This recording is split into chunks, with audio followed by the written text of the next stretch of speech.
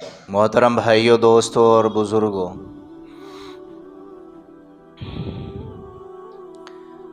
اللہ تبارک و تعالیٰ نے ہمیں ایمان کی دولت عطا فرما کر ہمارے اوپر بہت بڑا احسان فرمایا ہے۔ ہم ایمانی گھر میں پیدا ہوئے، پیدا ہوتے ہی ہمارے کانوں میں اذان پڑی گئی، اللہ کا نام لیا گیا، اقامت پڑی گئی۔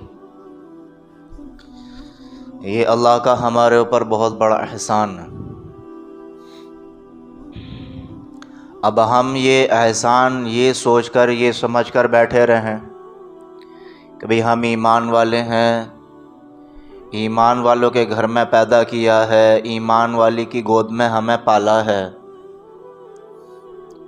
یہ سوچ کر، یہ سمجھ کر اگر ہم بیٹھے رہیں تو یہ ہمارے لیے کافی نہیں ہو سکتا،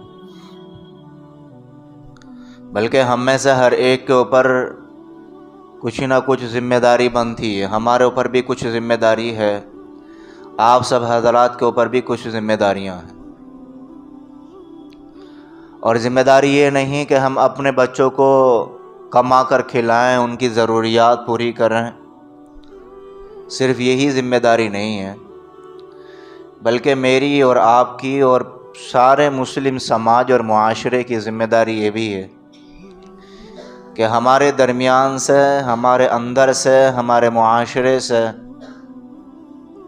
برائیوں کا خاتمہ ہونا چاہیے، نیکیوں کا ماحول ہونا چاہیے، سنت کا ماحول ہونا چاہیے۔ اور نیکیوں کا ماحول صرف نماز کی حد تک نہیں ہونا چاہیے، نیکیوں کا ماحول رمضان میں صرف روزے رکھنے کی حد تک نہیں ہونا چاہیے، بلکہ نیکیوں کا ماحول اور گناہوں سے بچنے کی محنت اور گناہوں سے بچنے، بچاؤ کرنے کرانے کا ایک مشن، ہماری زندگی کا یہ مقصد ہے۔ کیونکہ رسول اللہ صلی اللہ علیہ وسلم نے ارشاد فرمایا، کنتم خیر امۃ اخرجت للناس تأمرون بالمعروف وتنہون عن المنکر۔ اللہ تبارک و تعالیٰ نے دنیا میں مجھے اور آپ کے بھیجنے کا مقصد بیان فرما دیا کہ تمہیں اس لیے بھیجا گیا ہے تاکہ تم برائیوں کا خاتمہ کرو اور نیکیوں کا رواج پیدا کرو، نیکیوں کا ماحول پیدا کرو، نیکیوں کا ماحول بناؤ۔ تو یہ جو محنت ہے ہماری، یہ صرف ایسا نہیں ہے کہ صرف مسجد تک محنت ہے کہ مسجد میں ایک پروگرام کروا لیا، یا کچھ مہینوں کے، یا کچھ ہفتوں کے، کچھ دنوں کے، یا مخصوص تاریخ کے پروگرام ہو گئے اور اللہ اللہ خیر صلی اللہ، ایسا نہیں ہونا چاہیے۔ آپ نے دیکھا ہوگا کہیں اگر بیماری آ جاتی ہے تو دوسرے علاقے الرٹ کر دیے جاتے ہیں، دوسرے علاقے ہوشیار کر دیے جاتے ہیں۔ کورونا وائرس کہاں آیا تھا سب سے پہلے؟ جی چائنا میں آیا تھا۔ اب چائنا یہاں سے کتنا دور ہے آپ اندازہ لگائیے۔ چائنا میں کورونا آیا اور ہندوستان کو الرٹ کر دیا گیا تھا، کر دیا گیا تھا نہیں کہ وہ بیماری جو یہاں وہاں پر ہے، پتہ نہیں کب ادھر کو پیر پسار لے۔ حالانکہ کورونا انسان کی جان لے رہا تھا، جسم و صحت خراب کر رہا تھا، ایمان پر تو کوئی فرق نہیں پڑ رہا تھا۔ بھئی کوئی بھی بیماری کسی انسان کو لگے، ایمان والے کو لگے، اللہ کرے نہ لگے کوئی بیماری، تو ایمان کا تو خطرہ نہیں ہے، جان کا خطرہ ہو سکتا ہے، صحت کا خطرہ ہو سکتا ہے۔ لیکن جب بندے کو گناہوں کی بیماری لگتی ہے نا بھائیوں، تو پھر یہ اعمال کے ساتھ ساتھ ہمارے ایمان کو بھی متاثر کر دیتی ہے۔ آپ نے بہت سارے لوگوں کو دیکھا ہوگا گناہ کرتے ہوئے، اب اگر آپ انہیں سمجھائیں تو یہ کہہ دیتے ہیں سیدھا سیدھا، یار توبہ کر لیں گے، چل ہٹا کوئی بات نہیں، جوانی میں ہی تو کر رہے ہیں، بڑھاپے میں جو ہے نماز پڑھنا شروع کر دیں گے۔ یہ سب کیا ہے؟ یہ ایمان کے کمزور ہونے کی پہچان۔ جب ایمان مضبوط ہوتا ہے تو آپ کو حیرت ہوگی، اس سے پہلے کئی مرتبہ واقعہ بتا چکا ہوں میں اشارہ کرتا چلوں بس، اور بیان بھی کیا جاتا ہے، بعض لوگوں نے کتابوں میں پڑھا ہوگا کہ حضرت عمر رضی اللہ عنہ کے بیٹے ہیں ایک حضرت عبداللہ، وہ جنگل میں سفر میں تھے، ایک غلام کو دیکھا کہ بکریاں چرا رہا ہے۔ حضرت عبداللہ ابن عمر رضی اللہ عنہ وہاں پر بیٹھے، اور بیٹھنے کے بعد میں اس سے کہا کہ بھائی، حالانکہ وہ نماز پڑھ رہا تھا، اس سے کہا کہ بھائی آجا تو بھی جو ہے ہمارے ہاں کھانے پینے میں شریک ہو جا، گرمی کا زمانہ ہے، ایک غلام ہے بیچارہ اور بکریوں کو چرا رہا ہے۔ اب جب اس سے کہا کھانا پینے میں شریک ہو جا، نماز کے بعد کہا اس سے، تو اس نے کہا کہ جی میرا روزہ ہے۔ کیا کہا اس سے؟ جی میرا روزہ ہے۔ تو حضرت عبداللہ رضی اللہ عنہ نے کہا اتنی تپش میں، اتنی گرمی میں تو روزے رکھ رہا ہے؟ تو اس نے کہا کہ یہ جو میرا فارغ وقت ہے، بھائی مجھے بکریوں کا بھی تو نگرانی کرنی ہے، تو کیوں نہ میں روزہ رکھ لوں۔ تو یہ میرا جو خالی کا وقت ہے، اس کو میں اللہ تبارک و تعالیٰ سے وصول کر رہا ہوں۔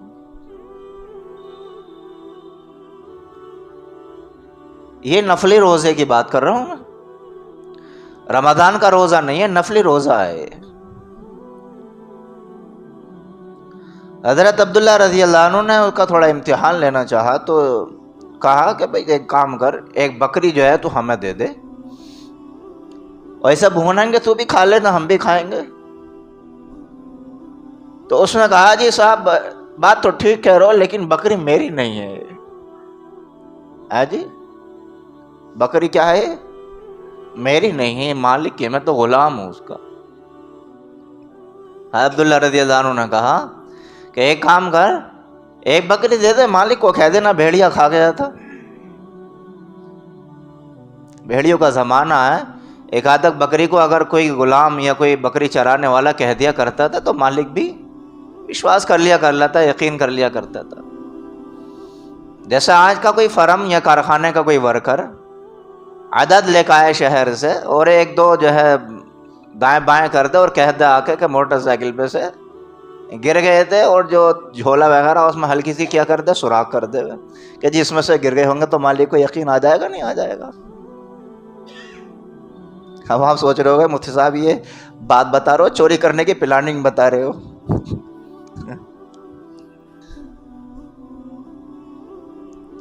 تو حضرت عبداللہ رضی اللہ عنہ نے کہا کہ مالک سے کہہ دینا کہ بھائی بھیڑیا کھا گیا، تو جیسے عبداللہ رضی اللہ عنہ نے بتایا ایسے میں آپ کو بتا رہا ہوں، مثال دے کر کے۔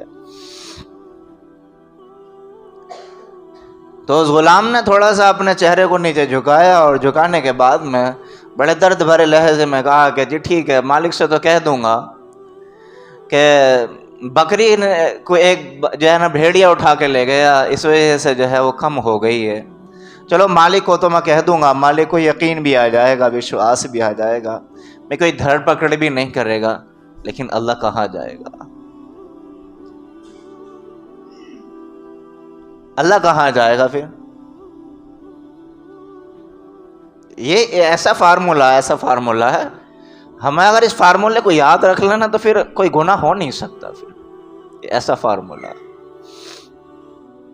کہیں غیبت ہو رہی ہے، کہیں چغل خوری ہو رہی ہے، کسی کے ساتھ ہیرا پھیری ہو رہی ہے، اگر یہ ذہن میں آ جائے ہمارا اللہ ہمیں دیکھ رہا ہے، ہمارا اللہ ہمیں دیکھ رہا ہے، ذرا سوچو، یہ کوئی مال ہو گئے، فار ایگزامپل فرض کریں یہ اگر مال ہو اور یہاں پر طرح طرح کی چیزیں رکھی ہیں کہ بھئی لوگ آئیں خریدیں اور کاؤنٹر پر جا کر کے حساب کتاب کر دیں، اور اسی میں جو ہے نا CCTV کیمرے لگے ہوئے ہوں اور جگہ جگہ لکھا ہوا ہو آپ کیمرے کی نظر میں، آپ کیمرے کی نظر میں۔ ایسے علاقے میں جا کے چور بھی نا بڑا ایماندار بن جاتا ہے، میں کیمرے کی نظر میں ہوں، حالانکہ وہ کیمرے لائٹ جانے پر ختم ہو جاتے ہیں، وہ بند ہو جاتے ہیں، بٹن دبا دو بند ہو گئے، کنیکشن کاٹ دو بند ہو گئے، خراب ہو گئے بند ہو گئے۔ کئی سارے ایسے آپشن ہیں کہ جن کے بارے میں یہ آدمی کو امکان ہے کہ ہو سکتا کام نہ کر رہے ہوں، لیکن اللہ نے جو ہمارے اوپر CCTV کیمرے لگائے ہوئے ہیں، ایک کیمرہ ادھر ہے، ایک کیمرہ ادھر ہے، جس زمین پر ہم کوئی کام کر رہے ہوتے ہیں وہ بھی کیمرہ بن جاتا ہے۔ الیوم نختم علی افواہہم وتکلمنا ایدیہم وتشہد ارجلہم بما کانوا یعملون۔ اللہ فرماتا ہے کہ آپ تو زبان سے ٹر ٹر بولتے ہو نا، اپنی صفائی پیش کرتے ہو، کہ جی میں تو فلاں صاحب ہوں، میں تو فلاں صاحب ہوں، فلاں حضرت جی ہوں، قیامت کے دن اس زبان پر تالا لگا دے گا اللہ تعالیٰ. یہ زبان بولے گی نہیں ہے، ہاتھ بولے گا کہ مجھ سے کیا کام کیا تھا. یہ کان بولیں گے کہ ہاں ہم سے یہ گناہ کیا گیا. یہ آنکھیں بولیں گی، یہ ہاتھ بولیں گے، یہ پیر بولیں گے، دل بھی بولے گا. جس اعضاء سے انسان نے گناہ کیا ہوگا اللہ کے یہاں بولے گا وہ. تو یہ ہماری سب کی ذمہ داری ہے کہ جہاں ہم نمازیں بھی پڑھ رہے ہیں، دوسری نیکیاں بھی کر رہے ہیں، تو ہمارے سماج اور معاشرے سے گناہوں کا خاتمہ بھی ہونا چاہیے. لیکن ہوتا کیا ہے، ہمارا مسئلہ ویسا ہو جاتا ہے جیسا دیس ویسا بھیش ہو جاتا ہے. جس ماحول میں ہم جاتے ہیں اس ماحول میں رنگ جاتے ہیں. ایمان والا کبھی دو رنگی نہیں ہوتا ہے. ایمان والا کبھی گلابی رنگ کا نہیں ہوتا. ایمان والا ہمیشہ ایک رنگ کا رہتا ہے. جہاں بھی جاتا ہے ایمانی چھاپ چھوڑتا ہے. جہاں بھی چاہتا ہے رسول اللہ صلی اللہ علیہ وسلم کی سنت کا ماحول قائم کرتا ہے. یہ ایمان والے کی شان ہوتی ہے کہ صحابہ غیروں کے دسترخوان پر بیٹھ کر کھانا کھا رہے ہیں. صحابہ غیروں کے یعنی غیر مسلم یہودی یا عیسائیوں کے دسترخوان پر بیٹھ کر اپنی ضرورت پوری کر رہے ہیں.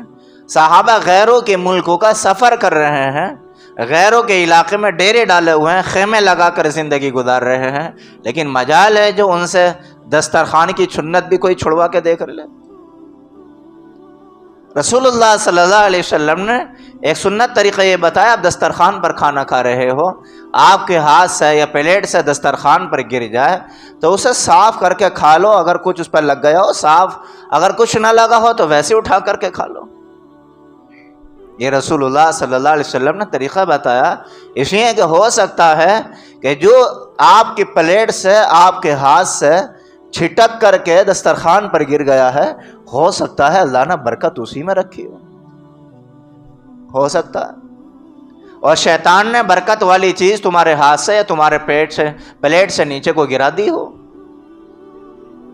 رسول اللہ صلی اللہ علیہ وسلم نے یہ طریقہ بتایا کہ جس پلیٹ میں آپ کھانا کھا رہے ہو اس پلیٹ کو انگلی سے چاٹ کر کے صاف کر لو. رسول اللہ صلی اللہ علیہ وسلم نے ارشاد فرمایا کہ جس انگلیوں سے تم کھانا کھا چکے ہو، چاول یا سالن یا روٹی وغیرہ، بریانی، قورمہ وغیرہ، ان انگلیوں کو صحیح سے چاٹ کر صاف کر لیا کرو. ہو سکتا ہے کہ وہ برکت تمہاری انگلیوں میں ہی لگی ہوئی رہ گئی ہو سکتا ہے وہ برکت تمہاری پلیٹ میں ہی رہ گئی ہو.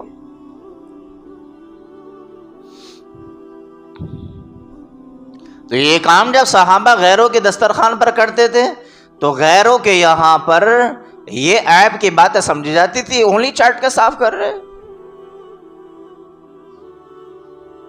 کیسے عیب کی بات سمجھتے تھے؟ میں ایک مثال سے سمجھا دوں. میں باہر کھڑا ہو کر خامخواہ انگلیاں چاٹنے لگوں، یہ بھی بار بار چاٹنے لگوں، اچھا کہے گا کوئی؟ یا کوئی بھی باہر کھڑے ہو کے انگلیاں چاٹنے لگا، اچھا کہے گا کوئی؟ برائی کہے گا، عیب کی نگاہ سے دیکھے گا کہ اچھی بات نہیں ہے. جس طریقے سے عام حالت میں ایسا کرنا عیب کی بات ہے، اسی طریقے سے صحابہ جب دسترخوان پر بیٹھ کے کھانا کھاتے اور غیر دیکھ لیتے تھے تو وہ اسی عیب کی نگاہ سے دیکھا کرتے، جیسے باہر کھڑے ہونے والے کو عیب کی نگاہ سے دیکھ رہے ہیں کہ بھئی جو چیز گر گئی اس کو اٹھا کے نہیں کھایا جاتا. لیکن رسول اللہ نے تعلیم دی کہ نہ اٹھا کے کھاؤ، اور صحابہ اس عمل کو غیروں کے دسترخوان پر پورا کر کے دکھاتے تھے. پلیٹ میں آپ نے کھا لیا، کچھ کھایا، کچھ اس میں چھوڑ دیا، آپ ویسے ہی جہاں چاہے وہاں رکھ دو.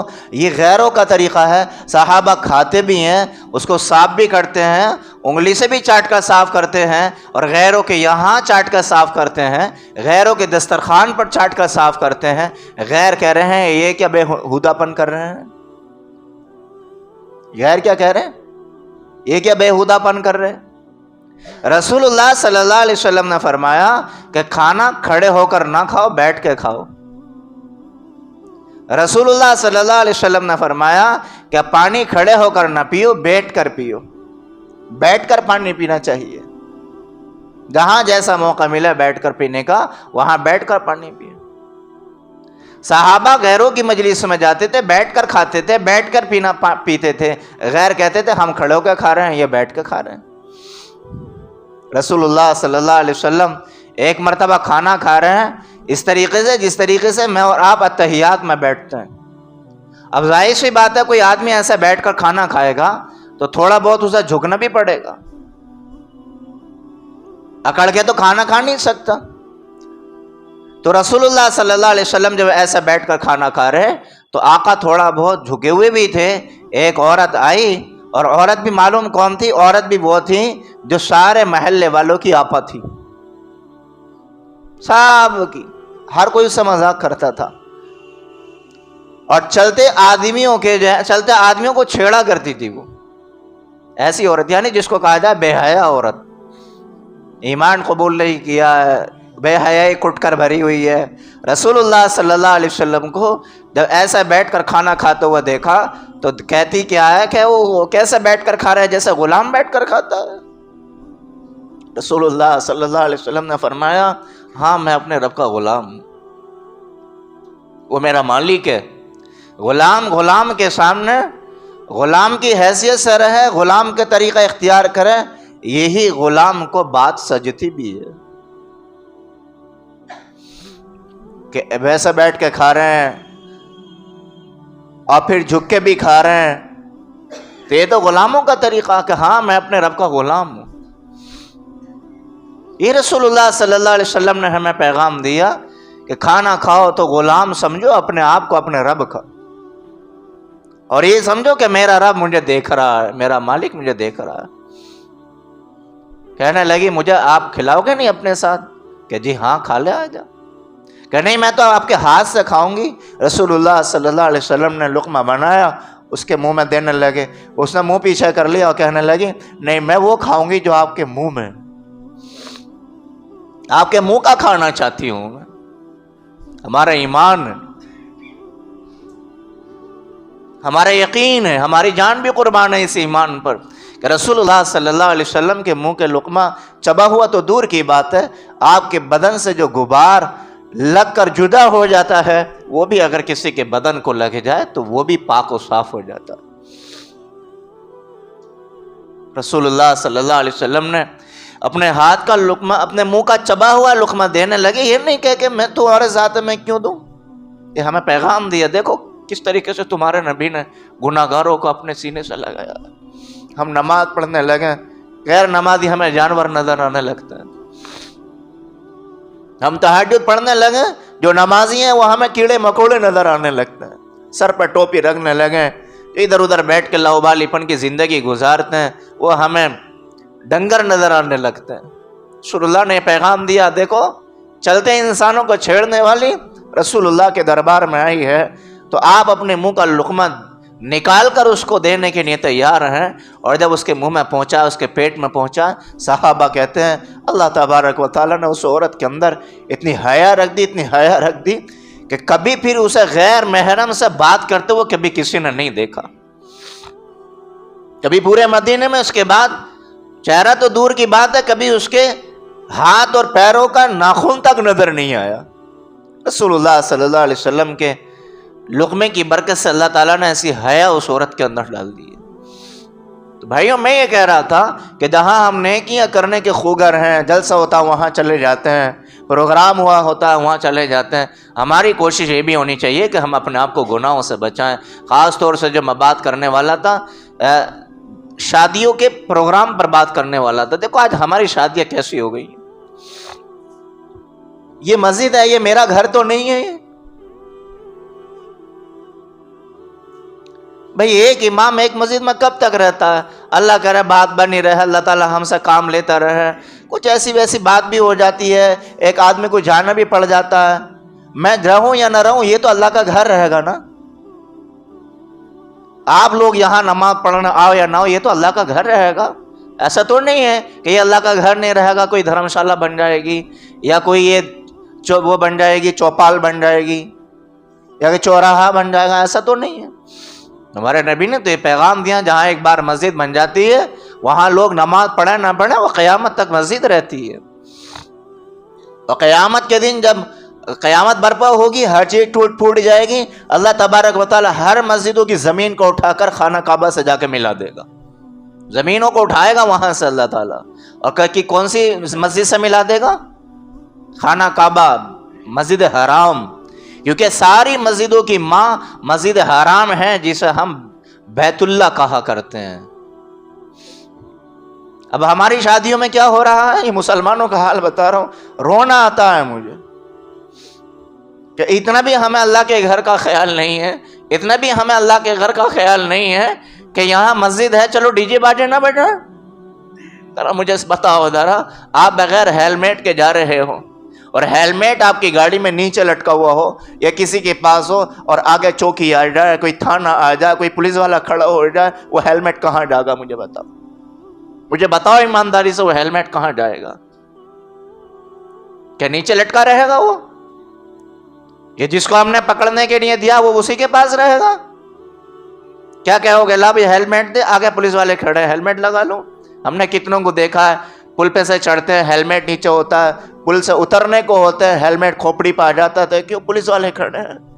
ہم اپنے رب کا بھی اتنا خوف نہیں ہے کہ ہم اپنے بیٹے کی شادی بیاہ پہ ڈی جے باجے بجا رہے ہیں؟ اللہ کا گھر ہو گیا ہے، آ گیا ہے، چلو بھائی اب تو خاموش کر لو اسے، کہ نہیں مسجد کے گیٹ کے سامنے روک کر چلائیں گے، مسجد کے گیٹ کے سامنے کچھ دیر تک تھرکا تھرکی کریں گے، ڈانس کریں گے۔ اب بتاؤ، غیر مسلم لوگ اپنی مذہبی یاترا نکالیں، وہ ڈی جے بجائیں، وہ ہمیں عیب نظر آتا ہے؟ اور یہ عیب نہیں ہے مسلمان ہو کے، کلمے والا ہو کر، مسجد والا ہو کر مسجد کی بے حرمتی کر رہا ہے؟ ڈر نہیں لگتا ہمیں؟ شادیوں کا موسم چل رہا ہے، ہم 11:30 12 بجے تک سو جاتے ہیں، 1 بجے، 1:30 بجے، 2 بجے ہمارا جو کمرہ اس کے باہر کھڑکی ہے، ادھر کوئی بولتا ہے ایک دم اندر آواز آتی ہے، وہاں ڈی جے بجے گا، ہمارا کیا حال ہوگا؟ ہم اپنے آپ کو نہیں کہہ رہے، ایسے کتنے گھر ہیں جن کی کھڑکیاں سڑکوں کی طرف کھلی رہتی ہیں، چھوٹے چھوٹے معصوم بچے سوئے ہوئے ہوتے ہیں، مریض آرام کر رہے ہوتے ہیں، ڈی جے کی آواز کتنی خطرناک ہوتی ہے، ڈائریکٹ دل پر اثر کرتی ہے۔ آپ سنتے نہیں، دیکھتے نہیں ہیں ویڈیو میں کہ ڈی جے پہ ناچتا مر گیا، اٹیک آ گیا، بیٹھا تھا اٹیک آ گیا۔ جو میوزک آتا ہے، جو دھمک آتی ہے، وہ دل کو بھی خراب کر کے رکھ دیتی ہے۔ کتنے مریضوں کو ہمارے اس عمل سے تکلیف، یہ ہمارے نبی نے تعلیم دی ہے کہ تم اپنی خوشیاں میرے طریقوں کو اپنے پیر میں روند کے مانا اور دوسروں کو تکلیف بھی دو، یہ ہمارے نبی کی تعلیم۔ افسوس ہوتا ہے کہ عورتیں بے پردہ ہو گئی شادی کے نام پر، ہاف بازو کے کپڑے پہن رہی ہیں، فل میک اپ کر رہی ہیں۔ کوئی شریف اور مہذب آدمی ہماری شادیوں میں شریک ہو سکتا ہے؟ مجھے بتاؤ ذرا۔ اگر ہو گیا تو اس کو بھی ایسے ہی ہونا پڑے گا جیسے ہم اور آپ ہو رہے ہیں۔ کھڑے ہو کے کھانے کا نظام نہیں بنا، ایسا بناتے ہیں کہ کوئی بیٹھ کے کھائے تو اسے شرم آئے۔ بیٹھ کر کھانا کھا رہے ہیں، اور جہاں کھانا کھانے کے لیے جا رہے ہیں جو وہ ٹپ رکھا ہوا ہوتا ہے، اس ٹپ میں ذرا جھانک کے دیکھ لو ہم کس طریقے سے اللہ کے رزق کو برباد کر رہے ہیں۔ ہمارے نبی نے تو تعلیم دی کہ انگلیوں کو بھی چاٹ لو، ہمارے نبی نے تو تعلیم دی ہے کہ دسترخوان پہ گرا ہوا کھا لو، ہمارے نبی تعلیم دے رہے ہیں کہ پلیٹوں کو بھی چاٹ لو، ہمارے نبی تعلیم دے رہے ہیں کہ بار بار چاٹ لو، اور ہم یہ کر رہے ہیں نبی کی سنتوں کے ساتھ کھلواڑ، اور پھر اس کے بعد میں امید لگاتے ہیں کہ اللہ کی برکت آتی کیوں نہیں ہے۔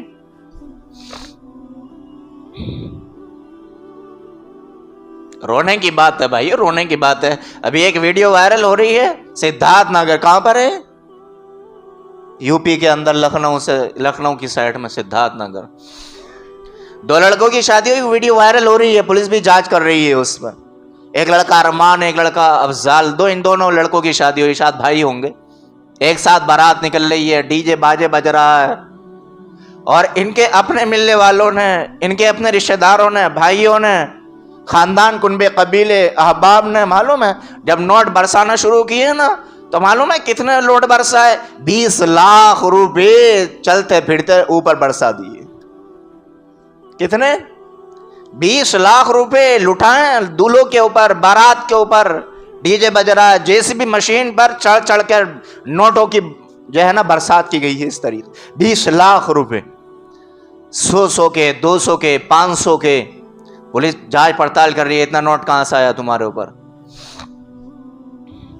اور اگر جو 20 لاکھ برسانے والے ہیں انہیں سے اگر کہہ دو نا مسجد کا فرش ٹوٹا ہوا ہے، مسجد کی چٹائی ٹوٹ ہوئی ہے، سردی کا موسم آیا، گرم پانی کا انتظام کرنا ہے، تو کہہ دیں گے کہ بھئی ہمارے یہاں کڑکی ہو گئی۔ کڑکی کا مطلب سمجھتے ہو؟ کڑکی وہ نہیں ہے جو پولیس والے سارا سامان اٹھا کے لے جاتے ہیں۔ کڑکی معلوم ہے؟ ایک اردو زبان کا محاورہ ہے، کڑکی کہتے ہیں جب مرغی انڈا دینا بند کر دیتی ہے تو اسے کیا کہتے ہیں؟ کہ کڑک ہو گئی ہے۔ کیا مرغی انڈا نہیں دے رہی ہے ہماری؟ کڑک ہو گئی ہے۔ تو ایسے ہی ہمارا کاروبار کڑک ہو گیا، کڑکی ہو گئی ہے، ہماری دکان کڑک ہو گئی ہے، آمدنی نہیں آ رہی ہے، ہماری دکان نے بھی انڈا دینا بند کر دیا، ہماری تجارت نے بھی انڈا دینا بند کر دیا، اور جب ہمارے یہاں شادی ہوتی ہے تو سارے بیگ کھل جاتے ہیں اور جمع ہوا جو پونجی ہوتی ہے وہ بھی سب نکل کر کے جب جو ہے نا پانی کی طرح بہائی جاتی ہے۔ رسول اللہ صلی اللہ علیہ وسلم کے صحابی ہیں عبد الرحمن رضی اللہ عنہ، عشرہ مبشرہ میں سے ہے۔ یہ کون ہے؟ عشرہ مبشرہ میں سے ہیں یہ، جن کو رسول اللہ صلی اللہ علیہ وسلم نے کئی مرتبہ کہا ہے عبد الرحمن تو میرا جنت میں ساتھ رہے گا، عبد الرحمن تو میرے جنت میں ساتھ رہے گا، کئی بار کہا ہے، کئی مجلسوں میں کہا ہے۔ رسول اللہ صلی اللہ علیہ وسلم کے پاس آئے نا تو کپڑے پر ایک پیلا دھبا سا لگا ہوا تھا۔ عبد الرحمن یہ دھبا کیسا لگا ہوا ہے؟ یا رسول اللہ میں نے نکاح کر لیا۔ تو آپ نے خوشی کے مارے دعائیں دی عبد الرحمن کو، یہ نہیں کہا میں تیرا نبی یار تو نے مجھے بلایا کیوں نا؟ اور آج ذرا دھوکے سے کسی کو چھوڑ کے تو دیکھ لیو، کسی رشتہ دار کوئی بات نہیں کر رہا، میں دوست کو بھی چھوڑ کے دیکھ لیو ذرا، زندگی بھر بائیکاٹ کر دے گا، اپنی شادی کی مجھے نہ بلایا۔ بتاؤ صحابہ جتنی محبت رسول اللہ سے کرتے ہیں اتنی محبت میں آپ سے یا آپ مجھ سے یا ہم اپنے دوستوں سے یا دوست ہم سے کر سکتے ہیں کبھی اتنی محبت؟ نہیں۔ یہ بات بتا دی انہوں نے رسول اللہ کے بغیر شادی کر کے کہ دیکھو شادی یہ کرنا بھی سنت ہے، کہ رسول اللہ مدینے میں ہیں اور عبد الرحمن شادی کر رہے ہیں اور رسول اللہ کو خبر نہیں ہو رہی ہے، کہنا میں تو اپنی شادی میں اسے ضرور بلاؤں گی، اسے ضرور بلاؤں گا چاہے مجھے کچھ بھی کرنا پڑے، اس کے بغیر تو میری خوشیاں ہی ادھوری ہیں۔ بتاؤ رسول اللہ مدینے میں ہو اور صحابی نکاح کر رہے ہو، صحابی کے دل میں دماغ میں بات نہیں آئی ہوگی؟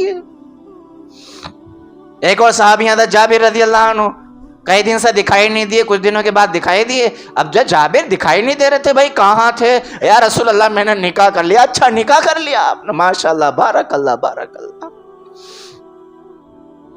یہ چیز ہم بھول گئے بالکل۔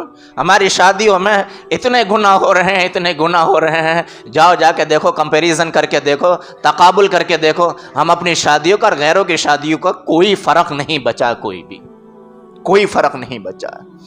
بس آخر بات بتا دوں میں، ہم قرضے لے کر شادی کر رہے ہیں، سود پر پیسہ لے کر شادی کر رہے ہیں، ہمارا حال یہ، اور جن کا ہم نے ادھار لے رکھا ان کا دینے کو تیار نہیں ہے، یہ ہمارا حال ہے۔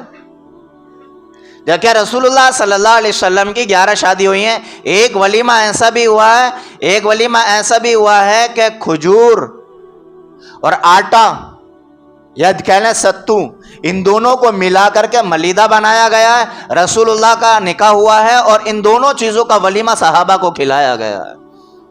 آج اپنے بیٹے کی شادی میں مسور کی دال اور چاول کا ولیمہ کھلا کے تو دیکھ لیو ذرا، ایک شادی میرے ہاتھوں سے ہو کے گئی ہے، ایک صاحب سے میں نے کہا ایک لڑکی ہے کھانا دینا، انہوں نے دیا، اور جب اسی بستی کا نمبر آیا ہے نا، مسئلہ کیا تھا کہ بھئی 2-4 جو مہمان آئیں گے لڑکے کے ساتھ آئیں گے انہیں قورمہ روٹی کھلا دیتے ہیں، اور جو یہ خاندان والے ہیں، یہ محلے والے ہیں، گاؤں والے ہیں، ان کو اڑد گوشت چاول کھلا دیتے ہیں۔ تو سارے گاؤں والوں نے لڑکی والوں کا بائیکاٹ کر دیا کہ جو بارات والے کھائیں گے وہی ہم کھائیں گے۔ اتنی گر گئی انسانیت، اتنا گر گیا مسلمان، جبکہ انہیں تو یہ کہنا تھا کہ نہیں آپ اپنے اوپر بوجھ نہ لو، ہم تمہارے اڑد گوشت چاول بھی نہیں کھائیں گے، تم آنے والے 2-4 مہمانوں کو دیکھو، ہم تمہارے ساتھ ہیں۔ ایک شادی میرے اپنے ہاتھوں سے ایسی ہوئی، میں نے آپ سے کہا، ان سے کہا آنے والے 2-4 مہمان ہیں بھائی ان کے لیے بس کھانے پینے کا بندوبست ہو جائے گا، میں موجود ہوں۔ ساری شادی میرے ہاتھوں ہوئی ہے، اور اس بیچاری غریبنی نے اپنے خاندان کنبے قبیلے والوں کو کسی کو نہیں پوچھا ہے، تو جب دعوت نہیں کی تو کسی نے آ کر یہ بھی نہیں پوچھا کوئی کام ہو تو ہمارے لائق بتا دینا۔ اتنا گر گیا مسلمان کہ نہیں جب ہی آئیں گے جب ہماری دعوت کرو گے، ان کو نہیں دیکھ رہے کہ کسی کی عزت جو ہے نا صحیح سے نکل جائے، کسی کی بیٹی صحیح سے ودا ہو جائے، کسی کی بیٹی صحیح سے ودا ہو جائے عافیت کے، یہ چیز نہیں ہم دیکھتے ہیں۔ تو بتاؤ، اللہ کا واسطہ میں آپ کو دیتا ہوں، اللہ کے گھر میں بیٹھو، آج کل جو ہماری شادیاں ہو رہی ہیں یہ اسلامی طریقہ ہو سکتا ہے؟ ذرا مجھے اتنا بتا دو. کھڑے ہو کر کے کھانا، عورتوں کا بے پردہ ہونا، آتشی بازی کرنا، ناچ گانے ڈی جے باجے کرنا، اور خوشی کے نام پر پیسوں کی برسات کرنا، یہ 4-5 چیزیں ایسی ہیں کہ جس چیز میں ہم نے غیروں کو بھی پیچھے چھوڑ دیا. غیروں کو بھی مسجد میں نکاح نہ کرنا، 1.5-2 لاکھ روپے کے شادی ہال بک کرنا، یہ سب غیروں کے طریقے ہیں. غیروں کے، نبی کا ایک بھی طریقہ نہیں ہے اس میں. اب اتنے سارے ہم نے غیروں کے طریقے جمع کر لیے، رسول اللہ صلی اللہ علیہ وسلم کا دل دکھا دیا. اب مجھے بتاؤ، اللہ کی قسم کا واسطہ میں آپ کو دیتا ہوں، ہمارے اوپر برکتیں اتارنے والا کون ہے؟ نبی کا طریقے کو ہم پامال کر رہے ہوں، پیروں میں کھوند رہے ہوں، پیروں میں روند رہے ہوں. جن طریقوں پر نبی کی طرف سے دعائیں ملنے والی، اللہ کی طرف سے برکتوں کی برسات ہونے والی، وہ طریقے ہم نے چھوڑ دیے، نظر انداز کر دیے اس نام پر کہ یار پہلی شادی ہو رہی ہے یا آخری شادی ہو رہی ہے، دوست نہیں مان رہے، وہ نہیں مان رہا، وہ نہیں مان رہا. کل کو اللہ نے کہہ دیا میں نہیں مانتا، کیا کریں گے پھر؟ کل کو رسول اللہ نے کہہ دیا تجھے اپنے دوستوں کا خیال تھا، تجھے اپنے رشتہ داروں کا خیال تھا، تو نے اس بہانے جو ہے نا ڈی جے بجایا، آتشی بازی کی ہے، یا میرے خلاف کام کیے کہ تیرے دوست نہیں مانے، تیرے رشتہ دار نہیں مانے، جا میں آج نہیں مانتا، جا. رسول اللہ نے اعلان کر دیا، کیا جواب دیں گے ہم قیامت کے دن؟ اور مجھے بتاؤ، رسول اللہ نے اگر دودھ کاٹ دیا تو کس کے آگے پیشانی جا کر کے رگڑیں گے؟ جبکہ ماحول یہ ہوگا، ابراہیم علیہ السلام ہزاروں نبی ان کی نسل میں ہے، وہ بھی کہیں گے اللہ مجھے بچا لے، بس میں کسی کا سوال نہیں کرتا. میرے 2 بیٹے ہیں، اسماعیل ایک اسحاق، میں ان کا بھی سوال نہیں کرتا. اسماعیل کتنے بڑے نبی ہیں، میں ان کا بھی سوال نہیں کرتا. نوح علیہ السلام 1000 سال تک دین کا کام کیا. اللہ میں نہیں کرتا تجھ سے سوال کسی کی ذات کا، میں اپنے بیٹے اپنی بیوی کا سوال نہیں کرتا ہوں. یعقوب علیہ السلام، یوسف علیہ السلام، موسیٰ علیہ السلام کتنے بڑے لاڈلے پیغمبر، اللہ سے بات کرنے والے کلیم اللہ ہیں. یہ سارے کہہ رہے ہیں میں کسی کا سوال نہیں کرتا، اللہ مجھے بچا لے، مجھے بچا لے. ایسے ماحول میں رسول اللہ کہتے ہیں تم نے اپنے دوستوں کی خاطر میرے طریقے کو پیروں تلے روندا، جا میں نہیں مانتا. آج کہاں جائیں گے چہرے کو لے کر اس گناہگار اپنے دامن کو لے کر؟ سوچنے والی بات ہے بھائیو، بہت سوچنے والی بات ہے. ہم بہت زیادہ بیک فٹ پر پہنچ چکے ہیں، کوسوں دور ہیں. ہم صرف نماز کے مسلمان رہ گئے یا گوشت کھانے کے مسلمان رہ گئے. اس کے علاوہ جب باہر کی دنیا ہم دیکھتے ہیں نا، اللہ کی قسم ذرہ برابر ہم مسلمان نظر نہیں آتے. شادی بیاہوں میں دیکھ لو، ہم کہیں سے نظر آتے ہیں ہم مسلمان ہیں؟ غیروں میں بھی عورتیں جو ہیں بے پردہ جا رہی ہیں، ہمارے یہاں بھی بے پردہ جا رہی ہیں. غیروں کے یہاں بھی کھڑے ہو کر کھانا کھلایا جا رہا، ہمارے یہاں بھی غیر کھڑے ہو کر کھانا کھلایا جا رہا. غیروں کے بھی یہاں ڈی جے باجے بج رہے، ہمارے یہاں بھی ڈی جے باجے بج رہے. اور غیروں کے یہاں دوسرے کام ہو رہے ہیں، ہمارے یہاں بھی دوسرے کام ہو رہے ہیں. بتاؤ کوئی ہے کام جو الگ ہو ان سے ہمارا؟ بس ایک کام ہے، ہمارے یہاں نکاح کی ضرورت ہے، ٹوپی والے مولانا صاحب کو بلاد کر کھڑا کر دیتے ہیں، اور ان کے یہاں ہوتا ہے تو 7 پھیرے. بس یہاں تو فرق ہے، باقی کہیں فرق ہمیں نظر نہیں آتا. اس لیے میرے بھائیو، شادیوں کا سیزن چل رہا، نکاحوں کا سیزن چل رہا ہے. ہم اپنے آپ کو سنبھالیں، اپنی عورتوں کو سنبھالیں کہ اگر دعوت میں جانا تو جاؤ، لیکن بے پردہ نہیں جانے دیں گے ہم آپ کو. اگر ہم دیکھ رہے ہیں ہمارے گھر کی عورتیں بے پردہ جا رہی ہیں اور ہم بھی اس کے ساتھ جا رہے ہیں، پیچھے موٹر سائیکل پہ بیٹھا کے لے کے جا رہے ہیں، یہ ہمارا حال. آٹو کا آٹو بھر کے جا رہا، اسی میں ان کے مرد بھی بیٹھے ہیں، اسی میں ان کی عورتیں، اور ساری کی ساری بے پردہ ہو کر. مجھے بتاؤ کون سی ایسی خوشی ہے جس خوشی میں اللہ اور اس کے رسول نے اجازت دی ہو؟ چلو چھوڑ دو میرے طریقے کو، بتاؤ کون سی خوشی ہے ایسی؟ کوئی ایک بات ہو تو اس کا رونا ابھی آپ کے سامنے رویا جائے، جب بھی مدعے کی بات ہوتی ہے ٹائم پورا ہو جاتا. تو اس لیے میرے بھائیوں، میں آپ سے ہاتھ جوڑ کر بنتی کرتا ہوں کہ مسجد کا خیال رکھیں، مسجد کے آس پاس ڈی جے باجے نہ بجنے دیں، ڈی جے نہ بجنے دیں. ہمارے اندر اتنی بھی ہمت نہیں ہے کہ مسجد کے آس پاس ہم ڈی جے بند کروا دیں. بتاؤ، نہیں ہے ہمارے اندر ہمت. ہم اتنا مردہ ہو گئے. مجھے جواب دو، آپ صرف یوں کر کے کام کرنے سے کام نہیں چلے گا، بات کام نہیں چلے گا. مجھے جواب دو، ہم اتنا مردہ ہو گئے کہ مسجد کے آس پاس بھی ڈی جے نہ بجنے دیں؟ ہے؟ بتاؤ بھائی. اور کیا اتنا کہنے سے کام چل جائے گا؟ تجھے کیا ضرورت پڑی ہے کسی کے کام میں ٹانگ اڑانے کی؟ کیا اتنا کہنے سے کام چل جائے گا؟ ہمارے رسول نے ہمیں یہ اتھارٹی دی ہے، گناہ ہو رہا ہو ہاتھ سے روکو، زبان سے روکو. یہ ہمارے نبی نے اس بات کا ہمیں اجازت دیے 10-5 لڑکے کھڑے ہو جائیں بھائی مسجد کے پاس تم نہیں بجاؤ گے, ادھر ادھر چاہیں تم کچھ بھی نچاؤ, کچھ بھی, ہمیں کوئی مطلب نہیں, لیکن مسجد کے آس پاس ہمیں تم بجانے نہیں دیں گے. مسجد کی حرمت کا بھی تمہیں خیال نہیں ہے, شرم نہیں آتی, تم مسلمان ہو کون ہو؟ جسے میرے بھائی ہو, ہم خود اپنے طور سے ہر ایک بندہ اپنی فیملی کے بارے میں سوچے کہ انشاءاللہ ہم ان باتوں سے اپنے آپ کو بچائیں گے. کھڑے ہو کے کھانا کھایا جا رہا, ہم کھڑے ہو کے کھانا نہیں کھائیں گے. بے پردہ عورتیں جا رہی ہیں, ہم اپنی عورتوں کو بے پردہ نہیں بھیجیں گے. آتشی بازی کہیں گانے باجے بجا رہے ہیں, ایسی مجلسوں ہم شریک نہیں ہوں گے. وہ بنا رہے ہیں, ہم شریک ہو رہے ہیں, ان کے ساتھ ہم بھی گناہوں میں شریک ہو رہے ہیں. تو شادیوں کا موسم ہے, ٹھیک ہے, اچھی بات ہے, شادیاں کریں, خوب کریں, کروائیں, لیکن ہر طریقہ ہمارا نبی کے طریقہ پر ہونا چاہیے. اس سے زندگی میں بھی سکون آتا ہے اور آخرت بھی میں ہم کامیاب ہوں گے انشاءاللہ, اور پھر آپس میں پیار محبت میں بھی اضافہ ہوتا ہے. اللہ تعالی ہمیں عمل کی توفیق عطا فرمائے.